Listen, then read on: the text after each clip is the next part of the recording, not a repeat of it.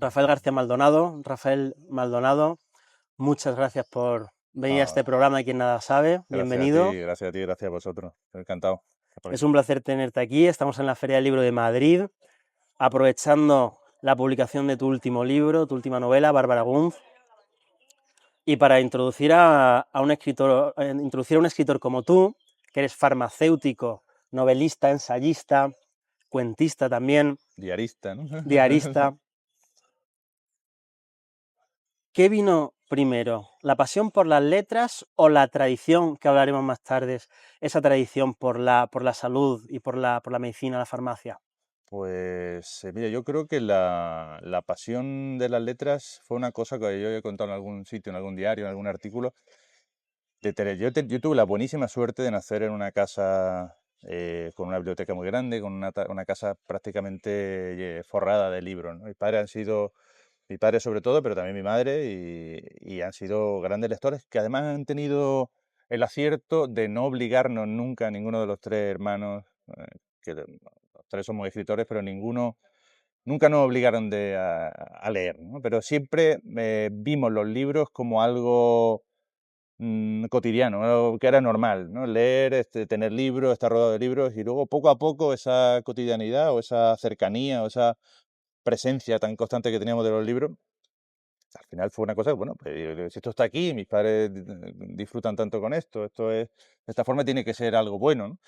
Y así, bueno, pues te vas introduciendo en el tema, vas leyendo un poco, pues ya te va tu padre aconsejando algo y tal, y así poco a poco nos fuimos haciendo muy lectores, y poco a poco, ya con el tiempo, cada uno cuando tuvo la vida un poco más encauzada, pues esa compulsión, esa pasión de la lectura se fue transformando en una pasión literaria general, ¿no? También con la escritura, ¿no? Yo creo que seguramente fue antes, ¿no? Yo no me planteé, fue antes la literaria o la humanística o la de letras que la de ciencias, ¿no? Yo eso ya me lo planteé más adelante, no por tener ninguna pasión desde pequeñito, ¿no? Yo no sé si existen médicos farmacéuticos que de pequeñito ya lo quieran ser, ¿no? Si O no, tal. no está algo tan No, común que ser no, farmacéutico como pero es verdad futbolista, que date cuenta escritor que yo o... vengo de una familia en la que prácticamente todo el mundo es o médico o farmacéutico, sobre todo uno de los hermanos o dos con una ascendencia muy larga, ¿no?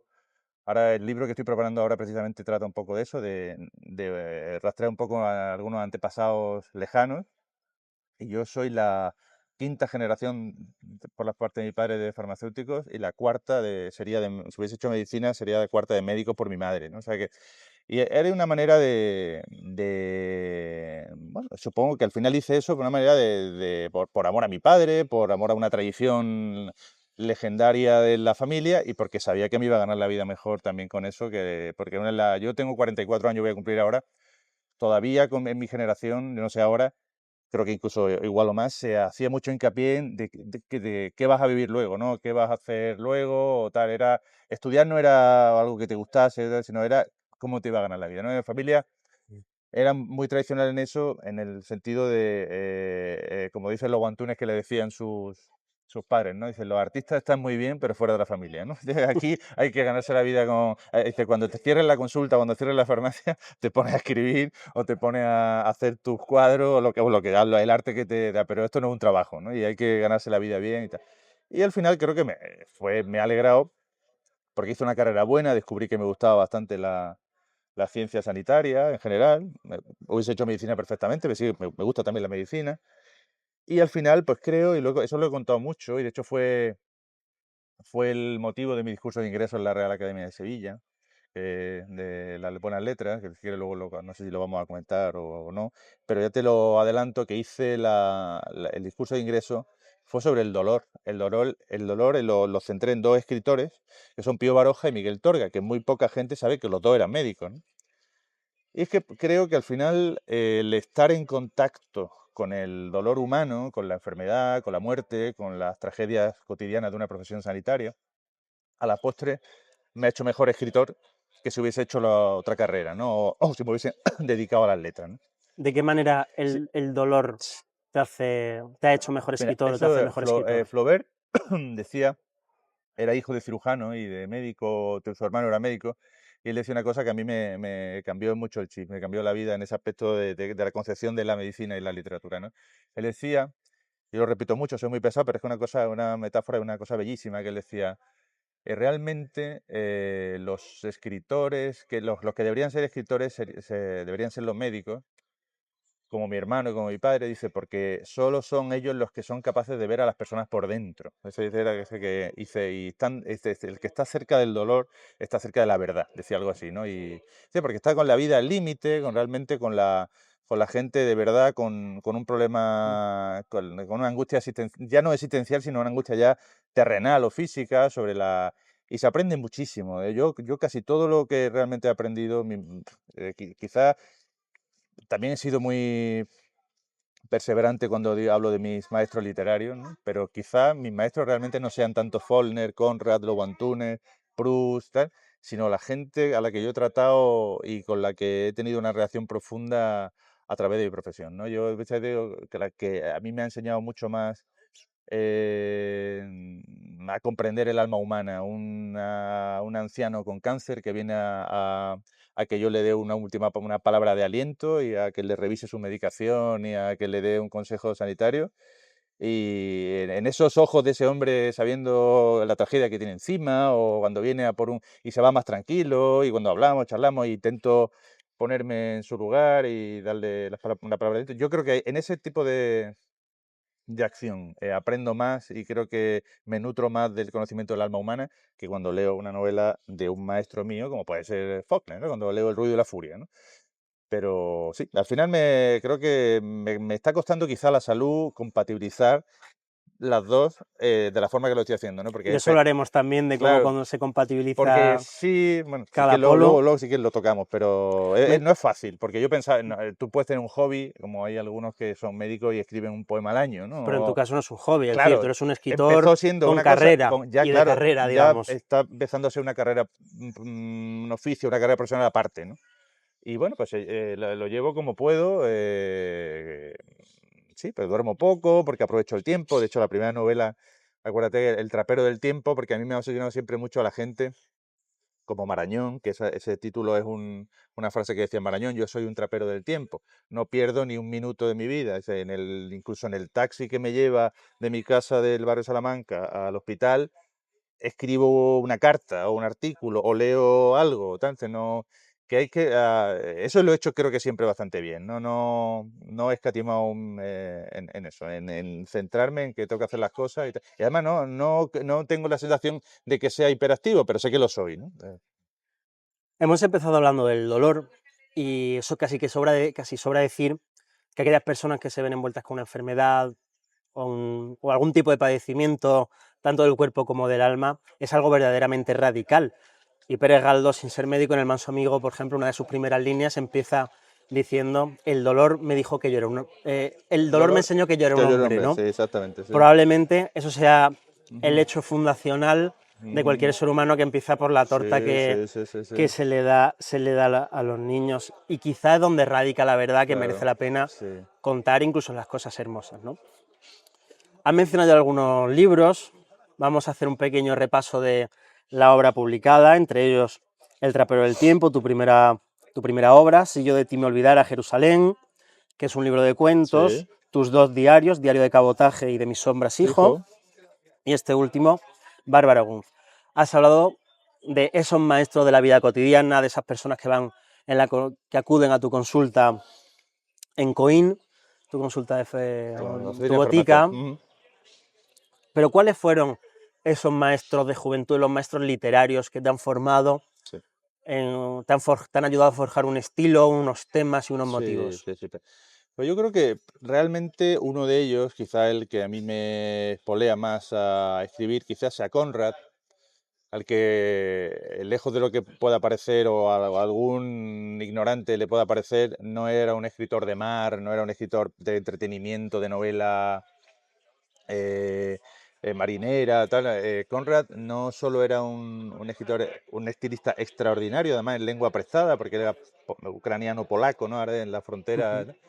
y aprendió un inglés que hablaba muy mal, hablaba muy fuerte. A Henry James, que era su amigo y vivían allí cerca en la campiña, él le resultaba que hablaba horrible, no podía escucharlo de lo mal que hablaba, pero luego escribía con una belleza, un estilo tan tremendo que, que apabullante todavía, ¿no? Todavía lo leo, incluso a veces alguna vez me da por leer una página, no tienes que empezar desde el principio, ¿no? Y son páginas con una profundidad tremenda. Pues mira, Conrad fue uno de los escritores que me hicieron empezar, sin duda Faulkner, sin duda Lobo Antunes, que yo lo cito mucho y tengo un libro preparado como homenaje de despedida porque Me gustaría no... que luego hablásemos un Sí, poco de él, Lobo que sé que es una Antunes figura muy importante para ti. tiene una otra parte porque es una figura para mí imprescindible en haberme dedicado a esto. Bueno, Benet, por supuesto, porque Benet, que también le dediqué un libro, un ensayo, Benet me descubrió, perdón, no tanto un escritor fuera de serie, que tocaba además la novela, el ensayo, prácticamente, salvo el diario, lo que a mí me interesa, sino que me di cuenta de que yo era el escritor que yo quería ser, en el sentido de no imitarlo, pero sí en el escritor que tiene una profesión sólida y ajena a la literatura completamente. Él era ingeniero de caminos y luego una ambición literaria desmedida, ¿no? Pero a la vez que compatizaba las dos cosas, ¿no? Porque muchas veces, en cuanto uno empieza a publicar o empieza a creer, a ver sus libros, cree que eso ya es su futuro, su carrera y tal, pero él lo tenía claro. Él empezó a publicar con una novela que le costó mucho, Volver a la región, le costó mucho publicar, un fracaso de venta, pero ahí tuvo un pequeño grupo de jóvenes que lo empezaron a idolatrar desde muy pronto, diciendo que qué maravilla, cómo ha roto con todo lo que se estaba escribiendo hasta la fecha, y empezó a tener discípulos y a ser una especie de maestro en la forma de que tenía que escribir, de la profundidad intelectual tremenda, pero él decía que él vivía, dice, yo soy ingeniero de camino, dice, yo no, lo otro lo hago en mis ratos libres de 7 a 9 cuando llego a casa, punto. Dice, no le doy más importancia que la que tiene, ¿no? Pero al final eran también un poco putades, ¿no? Pero era verdad. Él era ingeniero. Y claro, a mí, yo cuando llegué aquí hace 15 no, 12, 13 años con mi primer libro a firmar, que me trajeron, yo no conocía a nadie, no conocía a ningún escritor, no conocía, tenía a mis amigos de Madrid que pedía quedarme en su casa, pero a mí, yo pienso en ese chaval de hace casi 15, 12, 13, 14, 15 años y digo, wow, que ha pasado en muy poco tiempo, pero yo era un pardillo que iba por aquí. Sigo siendo en algún aspecto todavía muy desconocido y tímido, todavía con una sensación de intrusismo muy grande, ¿no?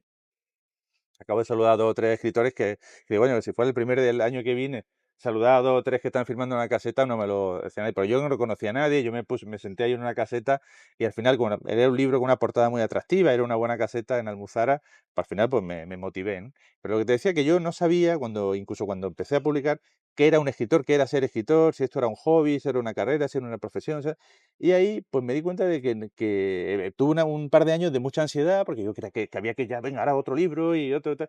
Y hasta que descubrí a Benet, y bueno, no, si esto se puede compatibilizar perfectamente, relájate, vive ahora de tus niños que están naciendo. Yo empezaba a nacer mis hijos pequeños. Digo, vive, intenta relajarte, intenta disfrutar, porque esto no es como tú crees, ¿no? Esto no es una carrera, tú no vas a ser Pérez Reverte, tu literatura es muy diferente, porque además recuerdo que yo estaba firmando en una caseta y poco más para allá, Reverte no tiene una caseta, sino tiene una carpa, ¿no? ¿Sabes? Que era una cosa, y digo, no, y yo pensaba, bueno, pero el escritor es eso, con cola, yo aquí esperando que venga uno, y no. Al final me di cuenta de que mi literatura no tiene nada que ver con eso, que yo era otro tipo de escritor, que yo tenía otros modelos, otro tipo de forma de escribir, de otro tipo de estilo. Y cuando yo descubrí a Bennett, me pasé 2 o 3 años maravillado leyendo la obra de ese titán de las letras, que tan poca gente ha leído. Y sobre todo ya me quedé con el escritor que yo quería ser. Yo decía, yo voy a seguir con mi trabajo, que me gusta, del que vivo muy bien, que me nutre de conocimiento de la gente. Sé que soy útil en mi comunidad allí, en el barrio soy imprescindible, la gente me quiere porque yo me vuelco con ellos. Y luego ya, cuando salgas de ahí, en mi caso, que tengo una hora de escribir parecida a la de Benet, pero un poquito antes, que es de 3 a 5, una hora un poco mala, pero es la que tengo. Dice, cuando tú, las 2 horas que tienes al día esas libres para escribir, las aprovechas al máximo y con eso te da para un libro al año si quieres. Dice, y déjate de mundo literario, déjate de fantasía, de lo que es un escritor, de lo que es un escritor que venda, dedícate a lo tuyo, sé fiel. Claro, me puse a hacer libros todavía menos comerciales y más tal, que fueron La Guarida, Jerusalén, El Desaliento, tal. Y ha sido una época pues, de unos años en la que al final no he tenido reconocimiento, bueno, no reconocimiento, no he tenido las ventas que tienen escritores que venden mucho, pero sin embargo sí he tenido una recepción crítica muy buena siempre, hasta el punto de que el año pasado pues ya me propusieron para entrar en la Real Academia de Buenas Letras de Sevilla y aquí estamos hoy en el Retiro con una entrevista aquí detrás de la caseta que yo nunca hubiese imaginado que hubiese podido pasar, ¿no? Que alguien se interesara en lo que yo escribo hasta el punto de vernos aquí, ¿no? Que veo pasar a la gente, veo un día un poco caluroso pero fantástico con una entrevista sobre mi obra, ¿no? Y eso ya para mí justifica todo, ¿no? Antes has mencionado una cosa que me ha llamado mucho la atención, esa duda sobre qué es ser un escritor. Sí, sí. Para, para ti, ¿qué es ser escritor? Pues mira, para el escritor es poder escribir, el hecho en sí de poder hacerlo, de hacerlo con placer, de hacerlo sabiendo que estás haciendo algo, como dice Javier Gomá, que es amigo, arrancándole unas páginas a la nada, que no, y si además de hacerlo tú, hacer tú lo que crees de verdad que tienes que hacer o disfrutando con lo que estás haciendo, hay alguien, en este caso la crítica o algunos pocos escritores que cada vez, unos pocos lectores que cada vez son más, que te dicen una palabra de aliento, que le haya gustado, pues, más que suficiente, ¿no? Yo me di cuenta que la carrera de literaria además es muy a largo plazo.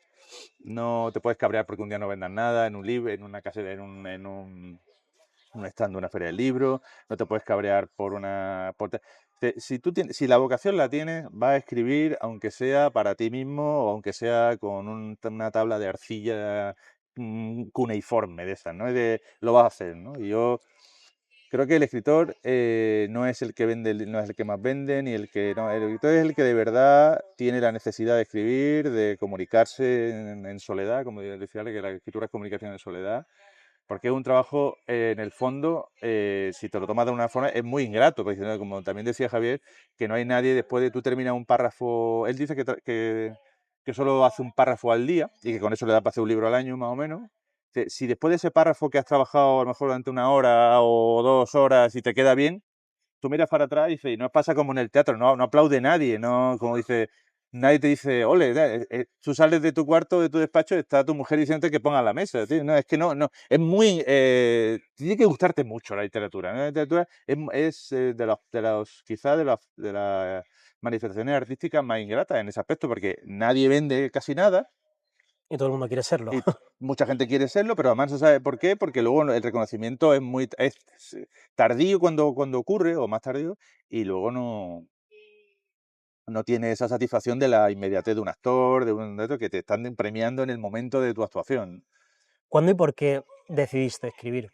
Pues mira, como esa pasión estaba ahí, yo quería estudiar incluso cuando empezaron, niño, ¿tú qué vas, qué quieres estudiar o qué vas a hacer? Yo decía siempre en el instituto que historia, literatura, filosofía, hasta que eso me regañaban los tíos, ¿pero qué dices, hombre? Tú como médico como tu abuelo, o farmacéutico como tu padre, o como tu abuelo, tal.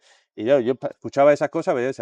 Cogía mi libro y me iba, ¿no? Y bueno, ya hice ciencias porque, bueno, hice el bachillerato de ciencias porque, bueno, casi todos mis amigos estaban ahí y lo hice, pero luego ya pero, ya te digo, yo he sido muy lector, he tenido pulsiones de escritura muy prematuras que las tengo guardadas, que son muy graciosas, ¿Algún poema de 15 años o algo algunas no, así? poemas me dio en la universidad, pero son muy malos, eso no quiero que salgan nunca, ¿no? Pero los tengo guardados porque le tengo cariño. Me pidió por hacer sonetos, muchos sonetos, no sé por qué tenía en la facultad, me dio por hacer sonetos, era lo más rápido quizá.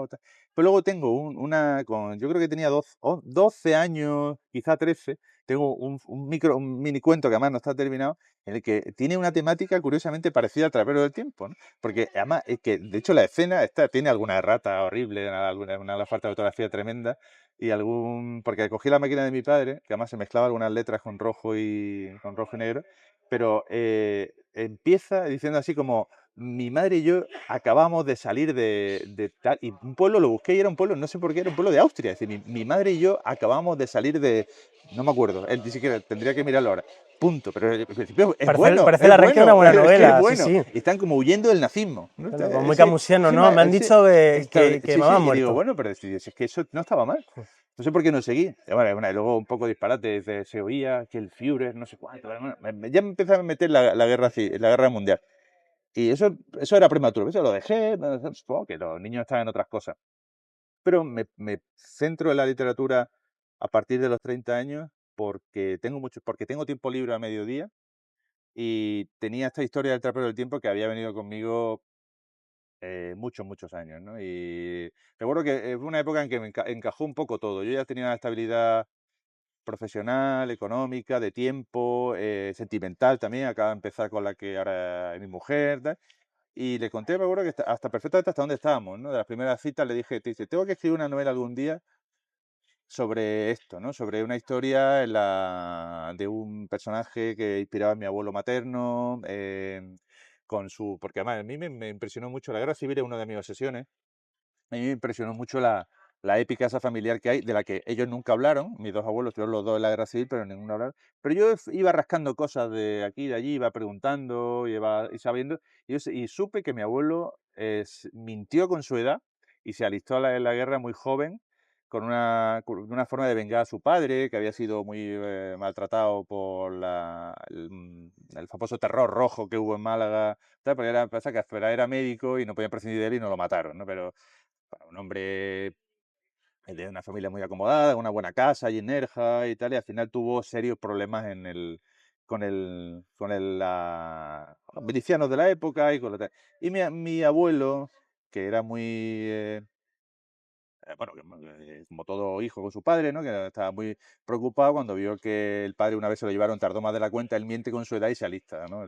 Y claro, ya a mí se me ocurrió ya una historia absolutamente de ficción, pero inspirado en eso, ¿no? Ese gesto de un joven que va a la guerra voluntario, mintiendo, que se alista, además yo lo puse que en vez de en el ejército nacional, que no era tan fácil hacerlo desde una posición que estaba todavía en territorio rojo, pero lo puse como que se alistó mintiendo la edad en lo que eran los viriatos, que era los pocos militares que mandó Salazar desde Portugal, ¿no? Para apoyar a Franco, ¿no?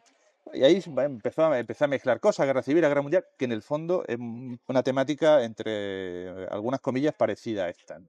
Aquí, en esta Bárbara Guns, quizá me decía, no recuerdo que me lo decía alguien, dice, esta novela dice, va a ser un punto de inflexión en tu carrera, porque has mezclado la temática de tu primera novela, donde no tenías todavía tan perfilado tu voz o tu estilo, has mezclado la trama de la primera o el mundo de la primera con tu estilo ya muy definido de ahora, dice, y eso va a ser algo diferente. Bueno, no sé, de Desde momento, luego, de momento la crítica no me puedo quejar, es maravillosa y lectores que yo creía que a lo mejor temían, dicen, bueno, esto va a ser demasiado complicado, demasiado tal. Mucha gente se está acercando a la novela. cuando hablemos de Bárbara Guns, tengo que decirte que sí que demuestras una solidez, un músculo tanto narrativo como, Pues, como estilístico e pues histórico te lo agradezco. muy, muy interesante. Estamos hablando de la vida, la obra, has mencionado la vida de esas 2 horas para escribir en el despacho de la Sí, sí. farmacia, la vida de familia, Arriba. la escritura. En Diario de Cabotaje, que es el Sí, primer sí, diario sí. que tienes publicado, tu vida se resume en familia, farmacia y literatura. ¿Pesa la carga del oficio en el escritor o la del escritor en el oficio? El escritor te refieres al oficio de la, De la de la farmacia. farmacia. Sí, es que es fundamental. Si yo quería además que se notara ahí que hay una especie de doble vida que a priori no puede que no tenga nada que ver. Es decir, bueno, Incluso pero triple, ¿no? Por la parte sí, de la tu parte, sí, hijo, claro que tu, ahí tu mujer. se me mezcló un poco todo, ¿no? Una pasión literaria que está por encima, como una nube, que lo aborda todo, que lo cubre todo, perdón, y luego, claro, pues un trabajo que requiere mucha hora. Yo por esa época, además, ahora hay más farmacias allí en el pueblo y yo algo menos guardias hago, pero hacía muchas guardias de noche y que también me servía además para esto, pero claro, es que esa época de los dos primeros diarios, de los dos tomos de diarios, son una época de una gran ansiedad y una gran carga emocional en todo, ¿no? Pero no solo laboral, empecé a publicar, pero empecé ya, digamos, a ir rodado con las publicaciones y empiezan a nacer niños, ¿no? En la casa, ¿no? Claro, que eso, lejos de lo que pueda parecer, que bueno, mucha gente no se atreve a... Tengo amigos conocidos de escritores que han tenido la vocación muy clara, pero no se atreven a dar el paso de la paternidad porque creen que eso les va... Y yo, sobre todo en el último, hago ahí que realmente me gustó mucho una cosa que dijo alguien. Si mira, este libro me ha recordado a Mortal y Rosa, pero con más optimismo, porque el niño, es como si el libro, como si Mortal y Rosa hubiese seguido, porque Mortal y Rosa, Umbral lo empieza a hacer cuando el niño está feliz y Sí, todavía no ha no ha desarrollado la desarrollado la enfermedad. enfermedad, y a la mitad de la mitad él ya es un Un punto de libro quiebre muy tremendo, ¿no? importante. Pues claro, aquí yo le hablo al niño en un tono, ese libro, el de un diario a otro, el primero está escrito con una novela, que en tercera persona, un poco a la manera del Memoria de elefante de Lobo Antunes, y el segundo es con segunda persona, como un poco en la línea Mortal y Rosa, porque le estoy hablando al niño. Yo, lejos de lo que pensaba, que me iba a quitar tiempo, que iba a ser una carga a esos niños, para mí fue una cosa tan tremenda la paternidad, que mi hijo mayor va a cumplir 10 años en verano, la que todavía no me he recuperado. Y es que Umbral lo dijo muy bien, de una forma nada literaria. Dice, como decía él con la voz así, es que el hijo es literariamente la hostia, el hijo literalmente la hostia. Umbral no sabía que le iba a cambiar la vida para Ya, bien en ese claro. aspecto, ¿no? Y el Umbral ese del documental tan bueno que hubo hace poco, que se demostró que Umbral ni siquiera tenía esa voz. Umbral no solo no se llamaba Umbral, sino se llamaba Pérez Martínez, Alejandro Pérez Alejandro Martínez. María, exactamente, Hablas, Francisco Alejandro, para aclararlo, hablas del documental Anatomía de un Anatomía Dandy, que de es un un dandy gran que es documental, extraordinario, que lo he visto un par de fantástico. veces, que porque a mí me di cuenta de que todo en Umbral era falso en ese aspecto, tanto hasta la voz. Cuando hablo con el niño no tiene esa voz tan engolada y tan grave. Bueno, hay una parte, si no recuerdo mal, en Mortal y Rosa, en el que, no sé A si en mí, Mortal y Rosa un retrato de un joven malvado, me ujú, puedo equivocar, dice que todo es una farsa. En claro, él toda una todo, máscara, una todo es una falsa, máscara, pero no, hasta, nunca lo negó, quiero hasta decir, eso, sí, él, sí. que se lo Pero tomaba en serio era el que ni problema de la pero persona que lo fíjate tomaba que en lo más serio. característico de él, que es muy Sí, difícil cambiar de voz, solo lo hacen algunos dobladores. Él con el niño habla de otra forma, es otro. absolutamente. Y ahí eso me impresionó mucho. Digo, hasta la voz era mentira, ¿no? Que era. Que Cela también, Cela, que era un vozarrón también, eso, también la ponía un poco más así, pues él igual, eso lo copiaría quizá de Cela. Es la manera que le hizo caso a él y a tantos, que el escritor tiene que ser un poco personaje, que no vale ser el oficinista Vargas Llosa, ¿no? Como decía Onetti, ¿no? Que otro de mis, ¿Tú a qué lado tiras? ¿Al personaje o al oficinista? bueno, quizás más, yo no creo que sea un personaje, ¿no? Es evidente, es A mí evidente. el otro editor me decía, se reía de eso, me hacía alguna broma con el sombrero, y dice, siempre van de punta en blanco, pero no creo que sea un personaje, yo he visto así de siempre yo es lo único que puedo, mi personaje diferente creo que puede ser que mi profesión es tan diferente y intento que el estilo sea tan diferente que por ahí pueda ser algo diferente a otros escritores, ¿no? Pero no creo que sea un escritor personaje. Que Onetti, otro de los que para mí, además que lo he editado y lo he prologado, tal. Onetti es uno de los grandes genios de la literatura en español. Uno de mis maestros decía sobre eso, decía cuando Vargas Llosa le explicó que él trabajaba, él le preguntó un día en un viaje o algo, le preguntó, pero Mario, dice, ¿a qué hora cómo escribes tú? ¿A qué hora? Dice, todos los días de 8 a 3, ¿no? Entonces se echa las manos a la cabeza y dice, ¡qué horror! Y dice, sos un oficinista de la literatura. Claro, él dice, tú tienes relaciones conyugales con la literatura, Mario. Dice, y yo adulterinas. Dice, tú eres mi amante y la tuya es tu mujer legítima, ¿no? Y él, pues yo quizás sea más honetiano en ese aspecto de que yo no, como no tengo todos los días no escribo, ¿no? Evidentemente. Aunque todos los días sí escribo diario, ¿no? Todos los días no escribo el libro que tenga entre manos, todos los días no escribo. Cuando escribo, si tengo tiempo, a lo mejor 8 la tarde entera, pero o de 3 a 5 varios días seguidos. Pero lo que sí procuro para no perder la mano, y como me gusta escribir a mano, llevo pluma y me encanta la estilográfica, sí escribo todos los días una cuartilla del diario, pase lo que pase. Y si no escribo un día, escribo el día 7 2.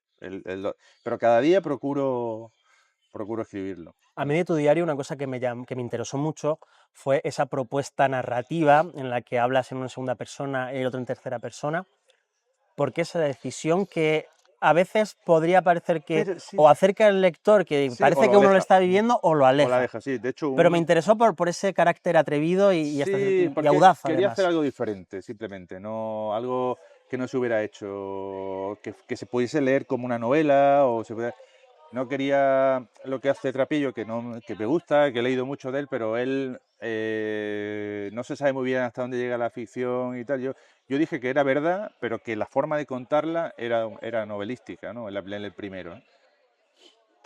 Y en el segundo, pues lo hice a la manera esa de ser del tú, ¿no? De dirigiéndome al niño Pero lo digo, puede ser diferente la forma, que a mí el estilo me interesa siempre mucho, que el cambio del punto de vista, pero no miento. Entonces, que yo que no, lo que ahí se cuenta es verdad, yo no me he inventado ninguna. Porque creo que el pacto con el lector en un diario es que lo que me cuente sea verdad, no no me digas, ah, no, es que esa parte me la inventé, es que esa... No, pero entonces al final compro una novela, si quiero salir de... Pero creo que el diario hay que ser más... Con el lector de diario hay que ser sincero.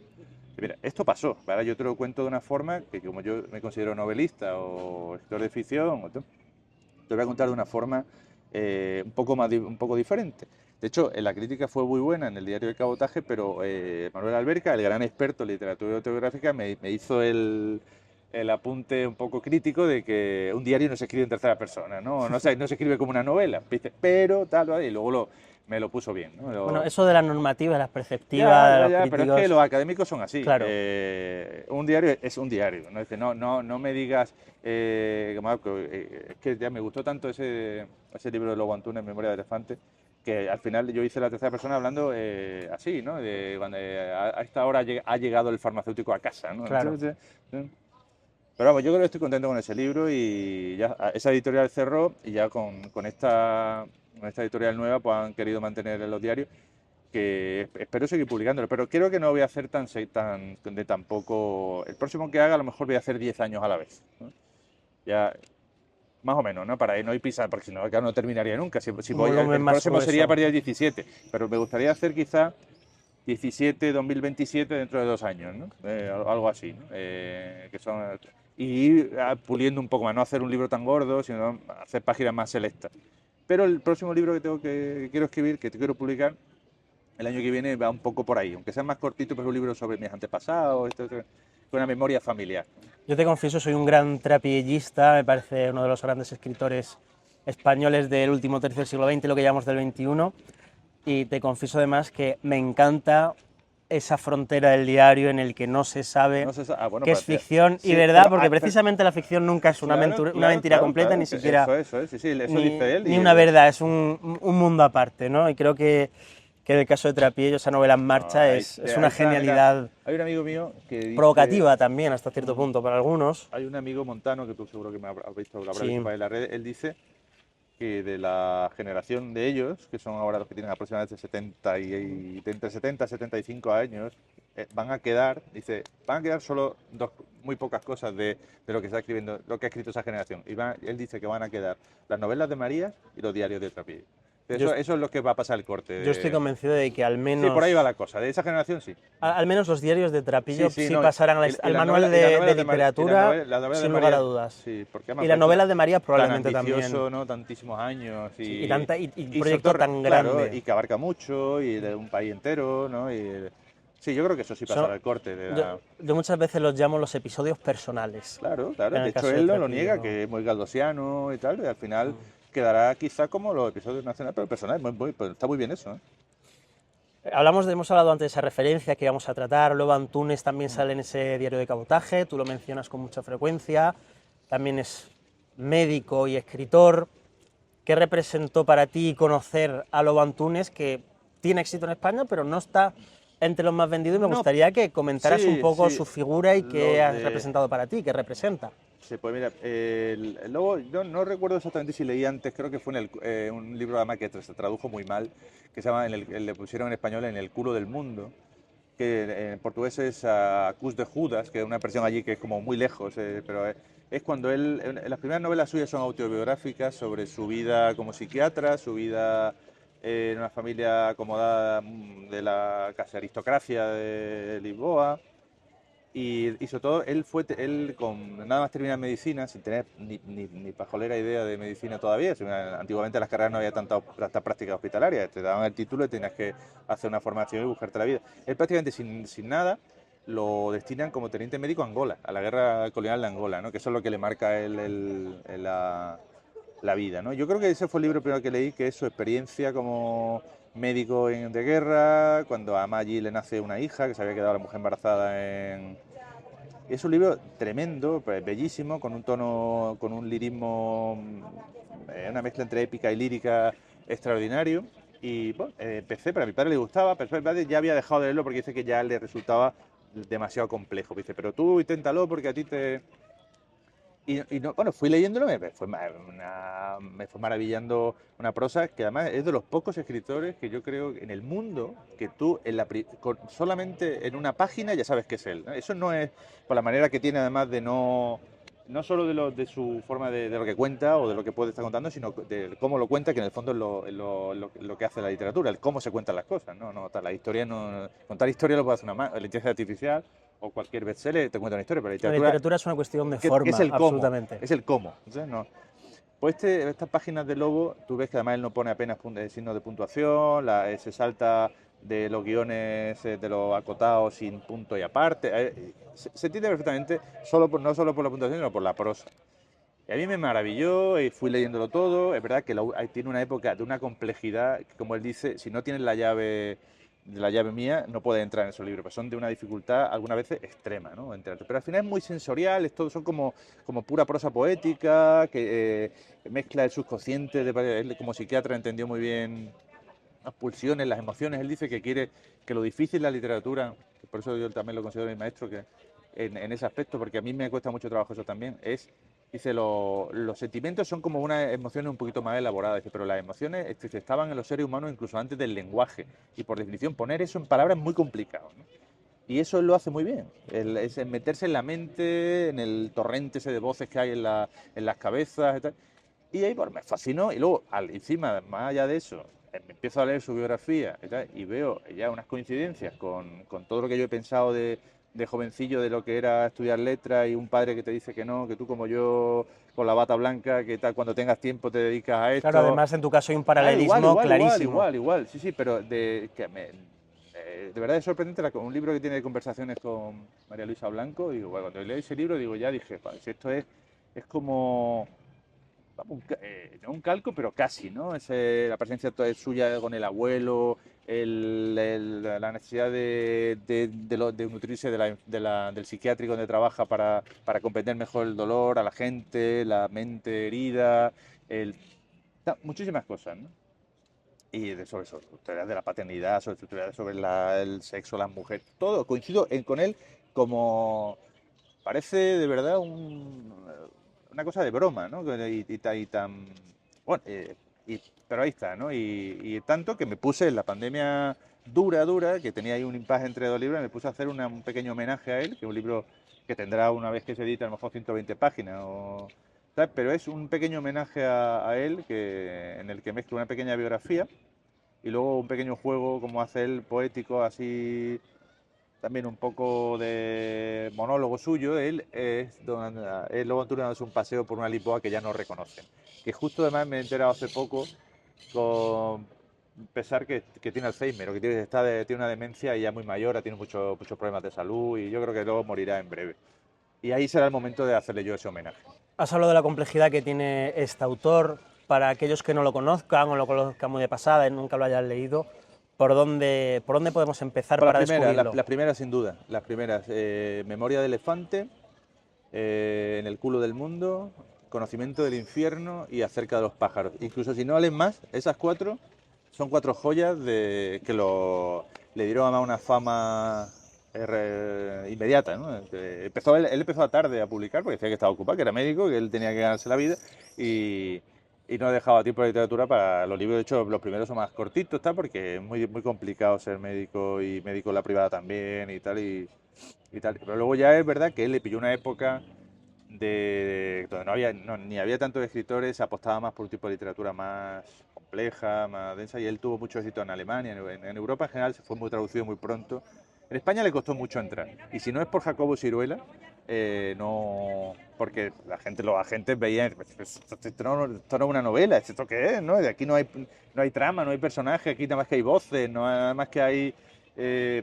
y no se lo quería publicar nadie, ¿no? No lo querían traducir hasta que Jacobo Siruela se lo ofreció y gracias a eso no ha sido nunca un autor evidentemente que venda mucho, pero ha tenido una época buena en Europa. Cuando, como decía él, por una traducción te pagaban los alemanes $500,000. Eso hoy ya no le pasa ni a los bestsellers. ¿Cuál es tu novela favorita de Lobo Antunes? Pues quizá Conocimiento del infierno, sí, porque ahí es donde él se da cuenta de que ya quiere ser escritor casi tiempo completo, que él lo consigue, y describe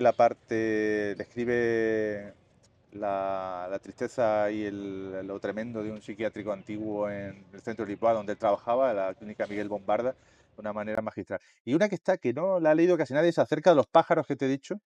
Me parece una delicia, una joya en Aveiro, además que estuvo hace poco allí con un ¿Cómo se llama personaje la obra? acerca de los pájaros. En portugués explica sao aos pájaros, ¿no? Y luego, bueno, las últimas, he leído la última traducida en España ahora, que es sobre un caso real que hubo en Braga, mataron a un financiero, a un hombre importante por un tema de una herencia o tal, lo mataron entre 4 o 5 personajes que contrató otro ricachón de allí de Aveiro, y cuenta la muerte de este hombre, lo cuentan los 4 monólogos de los personajes, ¿no? Pero no cuentan al final por qué han llegado a eso de la infancia, él está relacionado con la infancia, como yo, ¿no? Que a mí me interesa mucho la infancia, y a todos le hace un retrato de una mente con sus padres, con ellos, a todos le busca incluso una justificación para que hicieran ese espanto, ¿no? De coger a un tío y matarlo y meterlo en ácido ¿no? Y es una joya, ¿no? Cualquiera, ¿no? Pero tiene una época a principios de los 2000 que quizás se pasó de la raya porque eran pura aporía, es que no se entiende nada, ¿no? ¿Alguna vez te has planteado dejar la farmacia para dedicarte en exclusiva a escribir? No, porque como decía Benet, tendría que pedir en la calle, ¿no? O sea, no, por sitios imposible, ¿no? Es que no me lo he planteado jamás, no. ¿Y te gustaría? Pues creo que no, porque creo que me pasaría como el personaje del cuento, de uno de sus cuentos de Benet, de Sub Rosa, en el que, seguro que él también se lo planteó muchas veces, porque era un profesor que estaba esperando a la jubilación para dedicarse ya a escribir bien tranquilo tal, y era un profesor que todavía tiene cierto, bueno, no éxito, pero que cierto nombre cuando era profesor, y cuando se jubila se queda seco, no tiene ninguna idea y se suicida, creo que al final, eso porque no se le ocurre nada. Dice, que me recuerda mucho a un consejo que a mí me dieron cuando era vocal del Colegio de Farmacéuticos, organizando un congreso de farmacia clínica. Me dijo un hombre muy mayor de Málaga, que era un experto en esta cosa de los congresos, tal. Cuando estuvimos preparando aquello, me dice: Rafael, cuando tengas que pedirle un consejo a alguien, pídeselo a uno que esté muy ocupado. No se te ocurra pedir un consejo, no, cuando te un favor. Cuando te quieras pedir un favor a alguien, pídeselo a alguien que esté ocupadísimo. No se lo pida a uno que está sentado en un sofá, que ese no te lo va a hacer. Te lo va a hacer el que ya está en plena vorágine de cosas, ese te lo va a hacer. Si no me equivoco, creo que Antonio García Maldonado, tu hermano, en la Eso entrevista que le hicimos aquí, creo también, que ¿no? citó Porque yo se lo he esta contado anécdota. y él le pasa igual. Me contó que hace poco en una entrevista o algo de trabajo se quedó el empleador, le decía: tienes 42 años, ¿cómo ha hecho? Él veía el currículum y dice: ¿cómo ha hecho tantas cosas, no? Dice él que no tenía la percepción de haber sido demasiado hiperactivo, como yo te digo antes, ¿no? Pero pasa. Y este hombre, ese consejo a mí no se me ha olvidado. Y porque es verdad que lo he intentado con gente, oye, mira, ya, bueno, a ver si puedo, tal. Y la literatura igual, yo creo que lo que te sale en medio de el cambio del pañal del niño, la llamada, la guardia, tal, a lo mejor es mejor que si tienes todo el día para ver qué escribe en el folio. No lo sé, Absolutamente. no lo sé, Desde mi pero punto de vista, desde que tengo una vida más cargada, escribo más y mejor probablemente. no lo sé. Claro, yo creo que sí, que hay algo ahí de que es una maldición, como te dediques solo a eso. Y además, otra cosa por la que no creo que dejara nunca mi trabajo, porque creo que al final, si dependes tanto porque si dejas tu trabajo por la literatura, al final tú necesitas que tu literatura se venda mucho.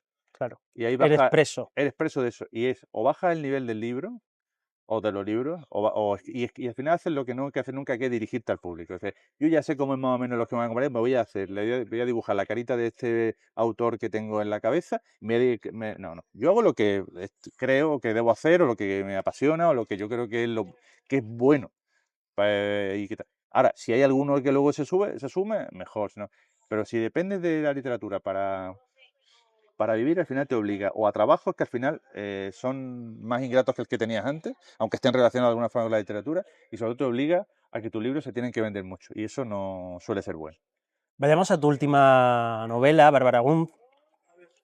Una cosa también me ha llamado la atención es ese narrador, que creo que Sí, lo trabajas, en tu obra en general lo trabajas mucho. sí. Que, bueno, me he escrito aquí narrador bicéfalo porque se ubica Sí, va y viene, sí, sí. en dos tiempos distintos.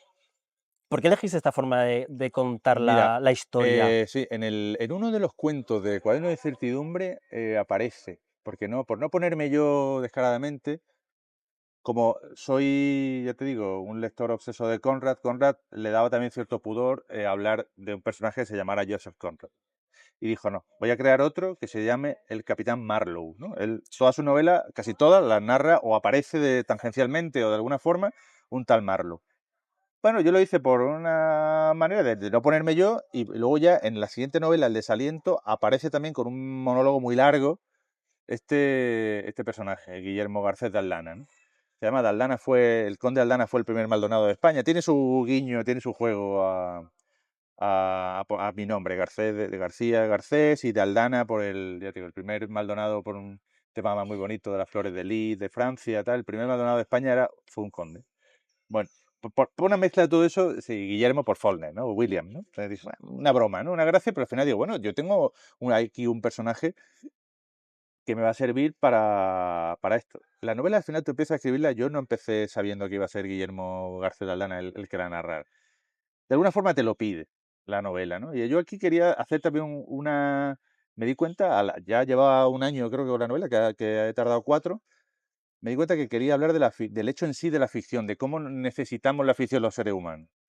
Y digo, bueno, ¿y si pongo a Guillermo que hable un poco de qué es lo que a él le han contado, o cómo le han contado la historia, o qué sabemos de la historia, qué fiabilidad tiene el narrador que está contando una historia, si es un narrador no fiable, si se está inventando de todo? Porque date cuenta que ahí el narrador, la novela empieza en primera persona, ¿no? Empieza con el narrador, pero luego el narrador se va. Y Sí, ya parece una novela tradicional de tercera persona, omnisciente, pero él hace de vez en cuando una entrada, a veces que sepas que la estoy contando yo, que esto puede no ser como tú te estás imaginando. Porque además hay un guiño ahí, hay un momento en el que dice Guillermo que esta novela se la ha contado un señor muy mayor, hacia la mitad del libro, casi exacto, el último tercio es cuando que se la ha aparece. contado Julio Añón, que es a la vez uno de los personajes de la novela, es uno de los que le contaron en la historia. Y dice, bueno, si este hombre, dice, hay un momento en el que dice, él duda, dice, ¿y si esto que me está contando la calavera parlante de Julio Añón es fruto de su demencia o tal? Porque ¿cómo va a ser que esta mujer vayan los dos a Madrid a la vez? Porque claro, si yo no cuento esta historia con Guillermo, y te la cuento de alguna forma tradicional, donde tú no sabes quién es el narrador, es un poco raro que lleguen los dos a Madrid, ¿no? Porque claro, hay guiños ahí que pues, él duda, dice, pero ¿esto cómo van a ser? Que se va Mario Souza a Madrid en el 58 y aparece por allí también Aurora. Claro, que yo creo que el doctor también duda y dice, bueno, esto no es como eso, Sí, elementos se está llamativos inventando, claro. sobre muy casuales, Eso es. digamos. Sí, unas casualidades que tampoco tienen. Pero claro, a la vez va metiendo ahí el guiño de, oye, que esto puede ser un disparate que se inventaron, pero yo quiero hacer la novela, ¿no? Esta novela, porque Guillermo llega a este Majer, que es el sitio donde yo desarrollo todas las ficciones, que sí, no sé si me iba a preguntar eso, pero seguro. Majer es un pueblo arquetípico del sur, donde yo, como el Millok Napataufa de Follner, donde yo desarrollo casi todo lo que ocurre en las ficciones mías, en este pueblecito Majer, que se parece mucho a Coín, donde yo trabajo, rodeado de cultivos de aceituna, de algodón, bueno, pues las clásicas casitas andaluzas, bueno, y ahí la plaza del Doctor Rey, de una familia antigua de judíos conversos, que al final llevan 500 años en ese pueblo, que son muy importantes, el Doctor Rey, que ha visto que es personaje fundamental ahí. ¿Qué pasa? Que claro, ahí yo quería hablar de lo que decía Onetti su obra maestra, La vida breve, la necesidad que tenemos de la ficción, incluso tanta que a veces es preferible vivir en la ficción que en la realidad, ¿no? Eso hizo un ensayo muy bonito Vargas Llosa sobre esa novela de Onetti, y ahí quería yo un poco hablar, ¿no? Que al final este hombre se siente mejor dentro de Majer, o sea, en Majer y dentro de la novela casi quiere creerse eso porque al final dice que tiene como una crisis personal, pero él ha vivido en la ficción, incluso ha llegado a enamorarse de la protagonista, entonces, que de una manera también mía, como novelista, y como ahora se habla tanto, no, la novela ya, tal, no, pero la novela para ella es absolutamente fundamental, ¿no? Nosotros, esa frase de Pessoa que se atribuye también a otro, de la literatura existe porque la vida no es suficiente. Eso es impepinable, ¿no? Y para mí es fundamental eso, ¿no? Y que yo, si la literatura sería otra persona, la literatura nos hace vivir más intensamente, con más complejidad, y para mí es fundamental, ¿no? Y esa ficción quería que se notara también que es una novela que además, donde hay un pequeño ensayito sobre la novela dentro en el que hace el narrador, ¿no? Has hablado sobre el narrador de la novela, que tiene nombre y apellido, que es Guillermo Garcés de Aldana. Y una pregunta reservada para el final, pero te has adelantado. Y quería preguntarte si es meramente un alter ego o es un heterónimo. Es decir, Sí, ¿tú le dotas de elementos vitales que lo separan de ti o simplemente es una máscara? No, es una máscara, claramente. Yo no es un heterónimo pesano. Pero lo que sí casi ningún libro, ninguno, yo creo que ha llegado a la actualidad, o uno en un cuento que empieza, pero vamos, se va rápidamente al año 60. A mí, no sé por qué, me interesa poco hablar salvo los diarios, pero como escritor de ficción, siempre vuelvo a los mismos temas que me obsesionan: la guerra civil, los años 50, 60, en los que mis abuelos eran jóvenes, no sé por qué, pero yo casi nunca llego a la actualidad, ¿no? Aquí solamente en la parte en la que Guillermo habla desde el 2004, porque eso sí, soy yo claramente, o prácticamente igual, le he dado prácticamente mi vida a él, solo que dos cosas importantes: es mayor que yo. Claro, date cuenta que él termina la novela con 50 años en el 2004, ¿sabes? Que él más o menos tiene la edad de mi padre. Y no es médico, no es farmacéutico, sino médico, ¿no? Para no ser tan descarado, ¿no? Pero no es un heterónimo, lo que piensa él prácticamente lo pienso yo, ¿no? Era una manera por pudor, y además como he sido crítico también un tiempo, ahora no lo soy tanto, porque creo que al final me ha convencido mi amigo Montano, en el que hay que ser lo que él llama resultadista. O sea, yo criticaba mucho la autoficción, pero mi literatura ha ido cada vez haciéndose más autobiográfica, además de eso, hay libros de autoficción que son extraordinarios y otros que son una mierda, pero al final, Como las novelas, como los libros, ensayos como y todo, ¿no? los Al final hay que cuadros. ser al resultado. Claro. El libro es bueno, entonces da igual que sea autoficción, da igual que el personaje se llame como el autor. Y yo fui muy crítico, escribí algunas cosas, pero luego me he arrepentido. Al final por eso ya no escribo tanto en prensa, ni creo que debo matizar más. Al final digo cosas de las que luego me arrepiento. Y al final yo mismo he acabado haciendo una literatura también más autobiográfica, porque creo que al final es muy complicado no ser. De hecho, volviendo a Lobo, él dice una cosa: que casi todo que la memoria, que la imaginación no existe, que todo en el fondo escribimos desde la autobiografía, desde la memoria, de lo vivido. Además, él lo argumentaba con la ciencia. Él decía que la imaginación no existe, que es memoria fermentada. Una cosa, lo decía de esa forma tan bonita, porque decía que incluso su padre era neurólogo, decía que había investigaciones en las que se había visto que si estaba alterada por un ictus, por ejemplo, el área de la memoria, el individuo se quedaba sin imaginación. Luego, al final, no existe la imaginación, está muy relacionado con la memoria, ¿no? Y al final uno tira de lo que tiene dentro, de lo que ha vivido, incluso hace una mezcla de lo que ha leído, lo que ha vivido, lo que ha escrito y lo que él cree que ha imaginado, que a lo mejor no lo ha imaginado, sino que lo recuerda, ¿no? Y luego la memoria es muy mentirosa y a mí te dice que has hecho cosas que realmente no son así, y por eso luego aparece una ficción, pero realmente estás recordando, o estás queriendo recordar. Tengo un amigo que siempre me recuerda que lo que no es tradición es plagio, y Plagio, yo exacto, añado, sí. es Es experiencia. experiencia, totalmente, No ¿no? hay Y por mucho eso creo que más. la novela es un género que requiere cierta madurez, ¿no? Yo creo que hay diarios muy buenos de gente joven, hay poemas, los famosos poetas incluso dejaron de escribir a los 25 años, ¿no? Pero creo que la novela requiere una mínima madurez. Yo por eso hasta los 30 no me atreví. Mi padre, que siempre nos ha apoyado mucho en esto, él nos veía jóvenes, todo dice: tenéis que vivir, acumular experiencia y tal. La novela es un género de experiencia, ¿no? Y yo creo que esta novela, creo que además hay un límite por arriba, pero por abajo yo creo que es posible que me equivoque, ¿no? Pero creo que no hay grandes novelas que se han escrito antes de los 30 años. Estoy de acuerdo. Cuesta mucho hacer alguna generalidad. Es Sí, más sí, fácil quizá hacer un sí. gran poema, y Eso, pienso en claro, los poemarios Rimbaud, sí, Claudio Rimbaud, claro, Rodríguez.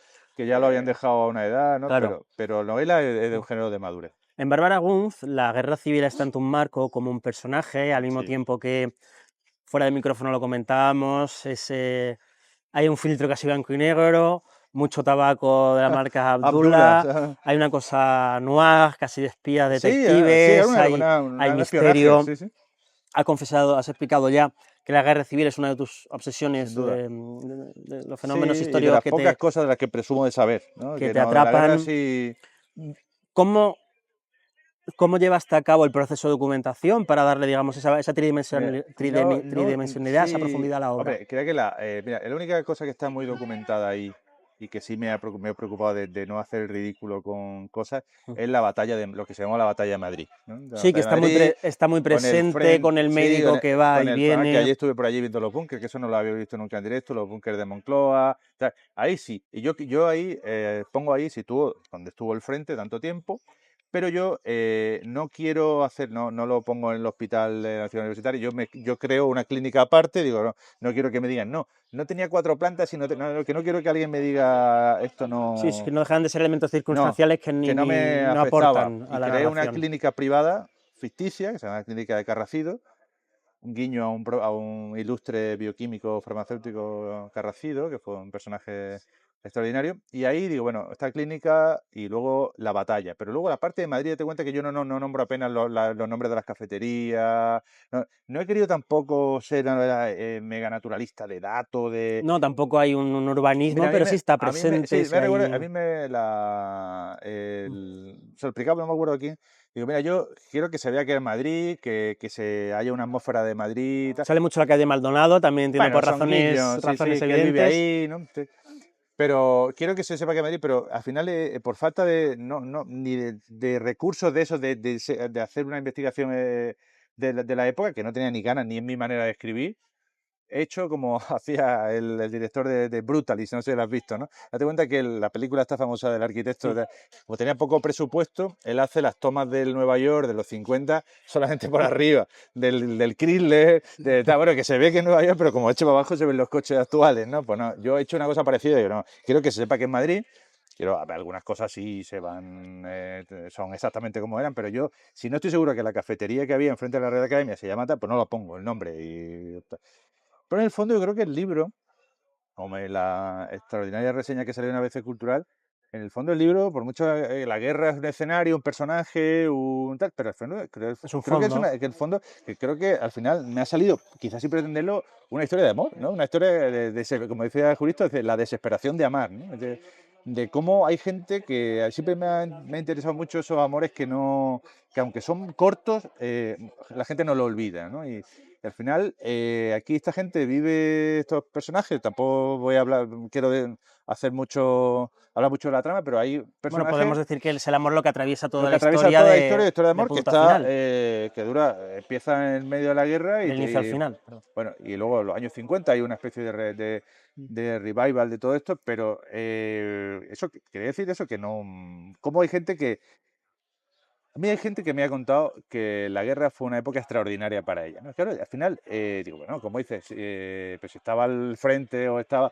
Dice, no, pero es que dice, yo era chico, algunos, gente que era joven, dice, yo no me daba cuenta que existía la guerra. A mí, dice, yo tenía una calle para correr, dice, y mis padres me querían mucho, yo no me di cuenta de la guerra, ni me di cuenta de la... Yo lo pasé muy bien. Y hay gente que digo, seguramente, que tuvo una historia de amor tremenda durante la guerra, que la guerra fue la mejor época de su vida. Entonces, al final, dice, a mi padre lo mismo lo matan los rojos en Málaga, a mí no me dejan, a mí por poco muero en una bomba en un cabaret, tal, pero yo he conocido una mujer irrepetiblemente atractiva, maravillosa, hay una historia de amor con ella tremenda y a mí eso ya me ha justificado mi vida, ¿no? Y si encima pasa lo que ocurre en la novela, que 20 años después vuelve a saber de esta mujer o tal, pues, y claro, al final ahí eh, pasan muchas cosas, ¿no? Que es una novela en la que es verdad que me di cuenta que ya es verdad que es muy rica en personajes, pasan muchas cosas y sobre todo que se hace también una meditación sobre, sobre las relaciones amorosas, ¿no? ¿Qué son? ¿Cuánto duran? ¿Hasta cuándo dura esa memoria de lo que fue? También él dice, hay un momento en que él dice algo así como, he vivido 20 años en una ficción también, ¿no? Él se monta su propia novela para recordar y para poder tirar en esa vida gris de posguerra en un pueblo del sur, mal casado con una novia esta de la familia burguesa de Málaga, tal. Al final él dice que hay un momento en que dice que ha podido vivir con medianamente dignidad porque tenía a esta mujer permanentemente idealizada en la cabeza como ficción, ¿no? Y luego, bueno, pues hay cosas que no puedo contar, ¿no? Pero Que se la dejamos a los que lectores. por ahí va la cosa, ¿no? Y de cómo la ficción también nos ayuda a eso, ¿no? A un pequeño hecho que se ha vivido, cómo se fermenta, eso se transforma en una ficción tan grande que tú la llevas dentro y puedes tirar con eso. Rafael, ¿tiene algo el siglo XX de aventura perdida, por usar el término que utiliza tu hermano Antonio el fin de la aventura, el fin de la aventura. Bueno, el siglo XX iba a ser, en teoría, el siglo más pacífico y mejor de la historia de la humanidad y fue un siglo tremendo, ¿eh? Violento, dos guerras. Tú lees las crónicas del gran mundo del siglo XIX y lo que se esperaba del XX era ya el progreso de Hegel ya a un nivel, ¿no? Y mira cómo fue, ¿no? Y ahora todas las esperanzas que teníamos en el XXI, ahora ya tenemos muchas cosas encima que hemos vivido que nadie se esperaba vivir en nuestra generación tan rápidamente, ¿no? Tantos acontecimientos. El protagonista en el momento de la novela, Mario Suz, desea volver al sur. Tú, en tus ficciones, como has dicho, has creado Májer, que es un pueblo, probablemente podemos ubicar en Málaga, Sí, pero que muy parecido a Coín, o entre Coín y no Fuengirola. deja de ser, digamos, un punto de una Andalucía real y ficticia al mismo tiempo. ¿Qué es para ti ese sur en el que vives, en el que te mueves desde una parte interior donde está la farmacia y Pues, tu Fuengirola donde reside, donde acudes al mar, donde crías pues a tus para mí al hijos? final el sur me he dado cuenta que es mucho más importante de lo que pensaba. Yo le decía a nuestro como muy querido amigo Agustín el otro día, que digo, mira, yo me di cuenta, a mí ¿qué te ha tocado en la vida? ¿Cuál es tu papel? Como decía Carlos III, a mí me ha tocado el papel de rey, ¿no? Pues a mí me ha tocado el papel de farmacéutico en un pueblo del sur de España, ¿no? En un pueblo, bueno, un pueblo bueno, no conocido, pero un pueblo grandecito, un pueblo que antaño se llamaba la Huerta de Málaga, un pueblo donde yo me he criado también, bueno, no de pequeño he vivido en Fuengirola, pero yo empecé a no conocer Coín bien, más allá de cuando ya murió mi abuela, yo ya fui cuando empecé a ejercer, ¿no? Le decía yo a Agustín, mira, yo no voy a tener la vida aventurera que puedes tener tú, o la vida yo no he vivido nunca en otras ciudades, no he viajado lo que he podido, pero yo no tengo la vida que han podido tener, yo le ponía el ejemplo, ¿no? Que vienes de ver al Papa o que tal, dice, yo Que tengo que también vive en estar de Japón. lunes a sábado y algunas veces domingo me toca guardia en un pueblo. Y ¿qué le puedo sacar yo a esto? Lo que decía al principio de la entrevista, un conocimiento exhaustivo y lo más profundo que pueda del alma humana, de la gente. Yo trato con gente todos los días muy diferente, que muy a menudo está muy enferma, que muy a menudo tiene problemas muy serios de pobreza, de salud, de todo, ¿no? Yo digo, Rafa, yo me decía, ¿te ha tocado esto? Aprovechalo. Pues no te vas a mover mucho de ahí. Tu vida está constreñida de eso, pero tienes el conocimiento muy bueno del sur de España, sobre todo del sur agrario, del sur de las plantaciones, del sur de las huertas, del sur de los olivares, el sur del calor de la chicharra, de los Panamá, del sur. Bueno, Un sur común también el sur a muy mí. común también, que hago yo, además que ahí hago siempre el paralelismo un poco interesado y un poco juego con el sur del Yoknapataufa de Follner, ¿no? También que él era un sur muy agrario. Y digo, mira, tú tienes la posibilidad de conocer eso bien, crea ahí un mundo y desarrolla ahí tu narrativa. Y lo estoy haciendo, ¿no? Yo una vez al año puedo venir a Madrid o puedo ir pero realmente tu vida, de lo que de verdad vas a saber y donde de verdad tienes unos recursos grandes ahí. Y a eso me he dedicado, ¿no? Yo conozco muy bien a la gente del sur, conozco muy bien a la gente del campo, conozco muy bien a y eso, pues no, espero que se traduzca luego en los libros, ¿no? Que se vea lo que yo quiero que se vea, ¿no? Vamos a ir terminando, Rafael, Sí, pero me claro. gustaría hacerlo sin leer un pequeño fragmento que he subrayado esta mañana, en el que no cuenta nada de la historia, pero creo que es una muestra relevante sobre tu Pues, estilo y que me puede, parece estupendo. me parece es significativo y está descontextualizado, cosa que me parece bien porque puede generar cierto interés y curiosidad. En el último tercio escribes: de Madrid no reconocía en esos momentos ni el cielo, que parecía un impostor siniestro y oscuro, hecho de la combustión de aviones amenazantes, de los sediciosos, más que de la luz azul y atmósfera límpida. Hacía su aparición la mañana y desde los confines del cosmos parecía llegar un tiempo muerto, estático, caduco, desde su natalicio. Algo que ya había notado el reloj de la enfermera, cuyas manecillas estaban emboscadas, detenidas a la espera de una orden desde el Génesis para continuar con el imparable, demoledor ciclo de la vida en forma de despiadados segundos. Me parece que es uno de los Fácil, ¿no? párrafos en Sí, el que mejor sí, ilustra, sí. digamos, te hablaba antes de ese Sí, músculo narrativo, eh, de ese carácter a veces lírico, a veces crudo, también hay amor, ¿no? Y me parece que sí, no, pues muchas gracias, ¿no? eh, Eso. has logrado una capacidad narrativa respuesta significativa. Mm. Y quería un poco casi Bueno, te concluir con agradezco esto. el párrafo, sí, sí, porque es verdad que ahora que lo he escuchado hacía tiempo que no lo leía y como el Lobo Antunes, la última entrevista que estaba muy sordo, él decía, ¿eso es tan bueno en mío? Dice, oye, pues al final me dedica a esto. Pues, si me permites, creo que la historia va más, es decir, y una cosa que admiro y entiendo incluso a la gente le puede... requiere trabajo, que es darle tiempo, porque las cosas en las Claro, sí, novelas... sí, yo le pido al lector cierta eh, complicidad, ¿no? El lector pero cómplice, ¿no? eso creo que pasa con el cine. Cuando queremos presentar y matar a un personaje rápidamente, no nos encariñamos con él. Y en la novela hay que conseguir que las cosas respiren, conseguir el aire, conseguir dar aire, crear atmósfera. Y en este sentido creo que has hecho un gran trabajo. Pues Y muchas antes gracias. hablaba de ese dolor y me interesa mucho el dolor en el que vives, la vejez que te rodea en el trabajo, la enfermedad, la verdad. pobreza. ¿Te da miedo? A veces sí, claro, y además yo no soy el único profesional de la salud que tiene cierta hipocondría, ¿no? De estar tan Paradójico, cerca. ¿no? ¡Buah! Sí, sí, sí. Y sí, sí. Paradójicamente, uno consuela al que está, pero luego un mínimo síntoma de algo, a lo mejor una persona lega en esto, pues piensa, se me ha dormido el dedo, se me quitará luego, ¿no? Pero un sanitario ya empieza a pensar todo lo que pueden ser las cosas por donde empieza a un dedo a quedarse dormido y no es agradable.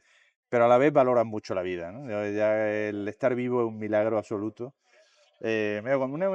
Una familiar cercano, mi hermano pequeño, tuvo una enfermedad muy grave hace mucho tiempo y a mí me recuerdo, yo era jovencillo, pero mi padre quiso que entrara con la hematóloga en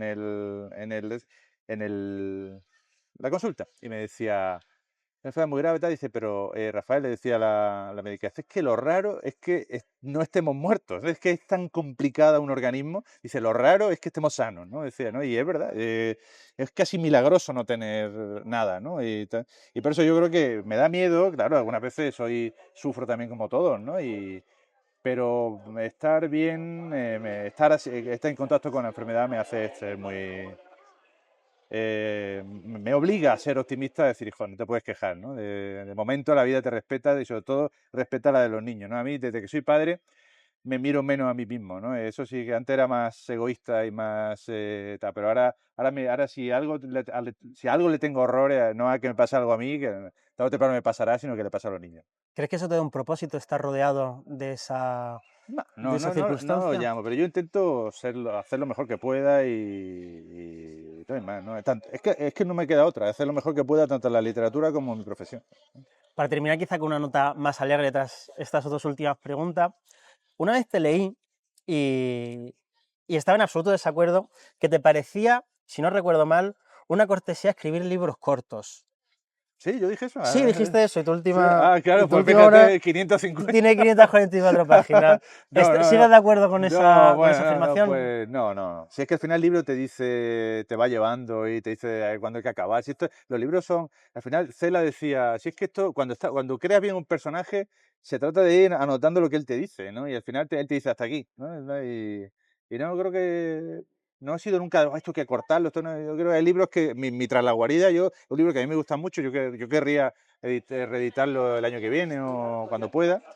Es un libro muy corto, realmente, muy difícil, pero son como muchas épocas, muchos monólogos, es un libro que es verdad que no es, hay que estar muy atento a quien habla, a quien tal, pero realmente tiene 170 páginas, ¿no? Y yo creo que no le faltaba o no le sobraba, y pues creo que esa es su extensión. Rafael Maldonado, muchísimas gracias por Gracias a ti. venir Muchas gracias. aquí y dedicarnos A una hora de vosotros. tiempo antes A de vosotros. firmar libros en Quien Nada Sabe. A vosotros. Muchísimas gracias, Placer. ha sido un placer. Igualmente.